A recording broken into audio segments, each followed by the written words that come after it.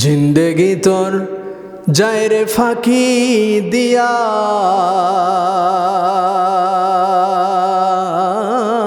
রে সোনার আদম। জিন্দেগি তোর যায় ফাঁকি দিয়া, জিন্দেগি তোর যায় রে ফাঁকি দিয়া, রে সোনার মানুষ। জিন্দেগি তোর যায় ফাঁকি দিয়া। ও মানুষ রে, পাক ধরিয়া গেছে দাড়ি, দন্ত আছে গোটা চারি, আজরাইল সামান জারি গিয়াছে করিয়া। ও আদম রে, পাক ধরিয়া গেছে দাড়ি, দন্ত আছে গোটা চারি, আজরাইল সামান জারি গিয়াছে করিয়া। রে সোনার আদম। জিন্দেগি তোর যায় ফাঁকি দিয়া, জিন্দেগি তোর যায় রে ফাঁকি দিয়া, রে সোনার মানুষ। জিন্দেগি তোর যায় ফাঁকি দিয়া। ও আদম রে, কামিনীর ওই কোলেতে কাল ঘুমেতে রইলি রে তুই, সারা নিশি কাটাইলি রে তুই ঘুমায়া ঘুমায়া। ও আদম রে, কামিনীর ওই কোলেতে কাল ঘুমেতে রইলি তুই, সারা নিশি কাটাইলি তুই ঘুমায়া ঘুমায়া। রে সোনার মানুষ। জিন্দেগি তোর যায় রে ফাঁকি দিয়া, জিন্দেগি তোর যায় রে ফাঁকি দিয়া, রে সোনার আদম। জিন্দেগি তোর যায় ফাঁকি দিয়া। আমার ভাইরা, হযরতে মুহাম্মদ রাসূলুল্লাহ সাল্লাল্লাহু আলাইহি ওয়াসাল্লাম এমন একজন তিনি মানুষ ছিলেন, এমন একজন তিনি পয়গম্বর ছিলেন যাকে আল্লাহ তাআলা বলেছেন উসওয়াতুল হাসানা।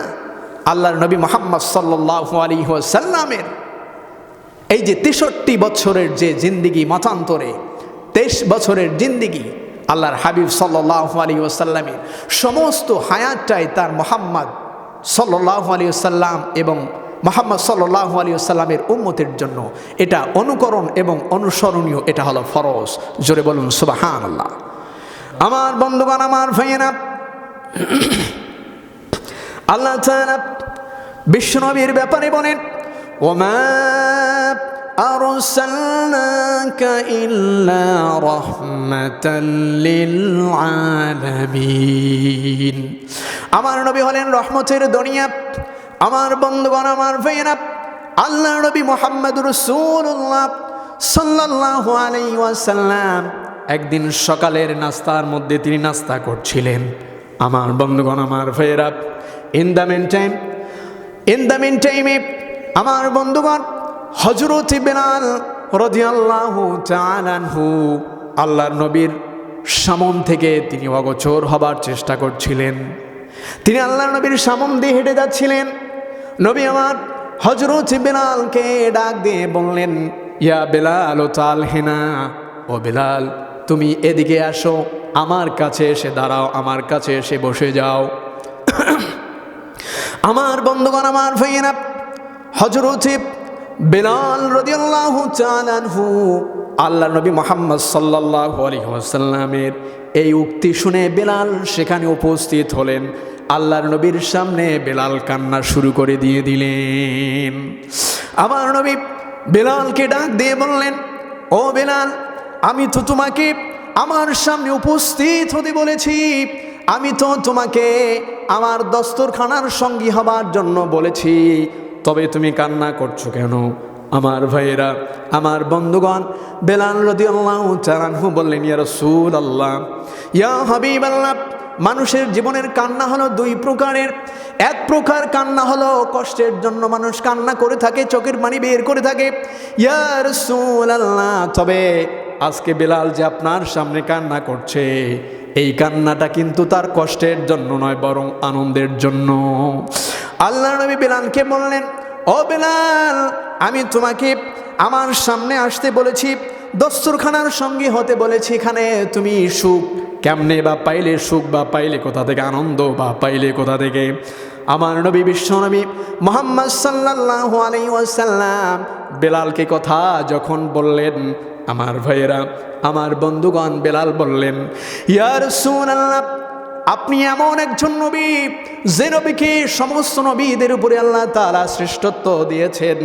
আসমান এবং জমিনে সৃষ্টি জগতের মধ্যে যত সৃষ্টি আছে, আল্লাহ তাআলার পরে যার সম্মান, এমন একজন ব্যক্তি যখন তার নিজের প্লেটের মধ্যে বেলালের মতো কালা গোলামকে, বেলালের মতো এবড়ো থাবড়ো, নাক বোছাওয়ালা, দাঁতগুলো বাঁকা বাঁকা, ঠোঁটগুলো কালো কালো, ঠোঁট দিয়ে লালা পড়ে এমন একজন সুশ্রী নয় বরং কুশ্রী একজন মানুষকে আল্লাহর নবী তার নিজের প্লেটের মধ্যে খাইতে বললেন। ইয়া রাসূলুল্লাহ, বলুন তো দেখি, এটা আমার দুঃখের সংবাদ নাকি সুখের সংবাদ? ইয়া রাসূলুল্লাহ, আল্লাহর নবী বেলাল রাদিয়াল্লাহু আনহু যখন আল্লাহর নবীকে এ কথা বললেন, আল্লাহর নবীকে বেলাল বললেন, ইয়া রাসূলুল্লাহ, আরও একটা কথা আমার আছে, কি জন্য আজকে আমি আপনার সামনে এত সুখের মুহূর্তের মধ্যেও কান্না করছি? আমার ভাইয়েরা, আল্লাহর নবী বেলালকে বললেন, ও বেলাল, কি জন্য তুমি কান্না করছো? তাহলে ওই কথাটাই তুমি আমাকে একটু খুলে বলো। আমার ভাইয়েরা, আমার বন্ধুগণ, বেলাল রাদিয়াল্লাহু তাআলা আনহু তখন বলছেন, ইয়া রাসূলুল্লাহ, ইসলাম গ্রহণ করবার পূর্বে আমি বেলাল যে একজন মানুষ ছিলাম, আমি একজন মানুষ যে ছিলাম, এটা কখনো আমি ধারণাও করতে পারতাম না। ইয়া রাসূলুল্লাহ, আমি উমাইয়ার কৃতদাস ছিলাম। আমার মনে উমাইয়ার সঙ্গে যখন আমি চলাফেরা করতাম, আমার হালতটা পশুর চাইতে নিকৃষ্ট ছিল। ইয়া রাসূলুল্লাহ, ইয়া হাবিবাল্লাহ, একদিন আমি আমার মনিব উমাইয়ার সঙ্গে প্রচণ্ড শীতের রজনীতে, শীতকালে আরবে যখন শীত পড়ে, প্রচণ্ড শীত হয়, আমার ভাইয়েরা, আমার বন্ধুগণ, বেলাল বলছে, এই প্রচণ্ড শীতের রজনীর মধ্যে আমি আমার মনিব উমাইয়ার সঙ্গে বের হলাম। আমার বন্ধুগণ, আমার ভাইয়েরা, বেলাল বলছে, ইয়া রাসূলুল্লাহ, আমার শরীরের মধ্যে শুধুমাত্র আমার সতর ঢাকা ব্যতীত আমার কোনো কাপড় ছিল না। ইয়া রাসূলুল্লাহ, প্রচণ্ড ঠান্ডার তাড়না, আমি হাঁটতে পারছিলাম না। আমার পাগুলো যেন আটকে যাচ্ছিল, আমি হাঁটতে পারছিলাম না। আমার মনিব উমাইয়া আমার দিকে বারবার তাকালেন। তিনি বুঝতে পারলেন বেলালের ঠান্ডার প্রচণ্ডতার কারণে, বেলালকে বেশি ঠান্ডা লাগার কারণে সে হাঁটতে পারছে না। ইয়া রাসূলুল্লাহ, ইয়া হাবিবাল্লাহ, আমার মনিব উমাইয়ার শরীরের মধ্যে যেমন ঠান্ডা নিবারণ করবার কাপড় ছিল, তেমনি কম্বল ছিল, তেমনি চাদর ছিল। ইয়া রাসূলুল্লাহ, ওই দিন আমার মনিব যদি চাইতেন, আমি বেলালকে ঠান্ডার এই প্রখরতা থেকে তিনি একটা চাদর দিয়ে তিনি আমাকে বাঁচাতে পারতেন। ইয়া রাসূলুল্লাহ, ইয়া হাবিবাল্লাহ, কিন্তু আমার মনিব উমাইয়া ওই দিন আমাকে একটা চাদর কিংবা একটা কম্বল দিয়ে সাহায্য এই জন্য করে নাই, কারণ আমি হলাম কৃতদাস, আমি হলাম গোলাম। আমি হলাম অসৌন্দর্য সম্পন্ন একজন ব্যক্তি এবং আমি হলাম তেনার গোলাম, তিনি হলো আমার মুনিব। মুনিব এবং গোলামের গায়ে যদি চাদর থাকে তাহলে একরকম হয়ে যায়। ইয়া রাসূলুল্লাহ, ওই দিন আমার মনে হয় আমার মুনিব উমাইয়া এই কথা ভেবেই তিনি আমাকে একটা চাদর কিংবা একটা কম্বল দিয়ে সাহায্য করে নাই। আর ওই সময় আমার মনে হয়েছিল ইয়া রাসূলুল্লাহ, এই পৃথিবীর মধ্যে আমি বেলাল একজন জীবজন্তু ছাড়া আর কিছু নই। ইয়া রাসূলুল্লাহ, ইয়া হাবিবাল্লাহ, শুধু তাই নয়, গ্রীষ্মকালে গরমকালে আমি একদিন আমার মনিবের সঙ্গে বের হলাম। ইয়া রাসূলুল্লাহ, আরবের মাটিগুলো বালুগুলো প্রচণ্ড তাপ এমনভাবে ছড়াচ্ছিল যা আমার শরীরের মধ্যে বালু লাগার সাথে সাথে আমার পায়ের ফিঙ্কি দিয়ে রক্ত বের হচ্ছিল। আমি হাঁটতে পারছিলাম না। ইয়া রাসূলুল্লাহ, আমার মনিব উমাইয়ার পায়ের মধ্যে জুতা ছিল, স্যান্ডেল ছিল। ইয়া রাসূলুল্লাহ, তিনি বারবার তাকালেন, আমি হাঁটতে পারছিলাম না। তিনি বুঝতে পারলেন আমার কষ্ট হচ্ছিল, কিন্তু তারপরেও আমার মনিব উমাইয়া ওই দিন আমাকে একজোড়া জুতা কিংবা একজোড়া স্যান্ডেল দিয়ে সাহায্য করে নাই। আর আমি ওই দিন বুঝেছিলাম আমি গোলাম, আমি বেলাল, আমি গোলাম, আমি একজন মানুষ নই, আমি একজন জীবজন্তু জানোয়ার ছাড়া কিছু নই। ইয়া রাসূলুল্লাহ, আজকের এই দিনে আপনার মতো মানুষ যখন আমাকে ডাক দিয়ে নিজের প্লেটের মধ্যে যখন খাইতে বলল, ইয়া রাসূলুল্লাহ, ইসলাম গ্রহণ করবার কারণে আমি বুঝতে পারলাম আমিও বেলাল একজন মানুষ। আল্লাহ যেমন আপনাকে ইসলামের কারণে সম্মানিত করেছেন, ইসলাম গ্রহণ করবার কারণে আজকে আমিও আপনার সাথে সম্মানিত হয়ে গেলাম। ইয়া রাসূলুল্লাহ, ইসলাম গ্রহণ করে আল্লাহ আমার ভাগ্যের চাবি কাঠিকে আল্লাহ তাআলা ঘুরিয়ে দিয়েছেন। আমার বন্ধুগণ, ইসলাম হলো শান্তির ধর্ম, ইসলাম হলো আল ইনসানি, মানবতার ধর্ম। ইসলাম আছে যেখানে, শান্তি আছে সেখানে।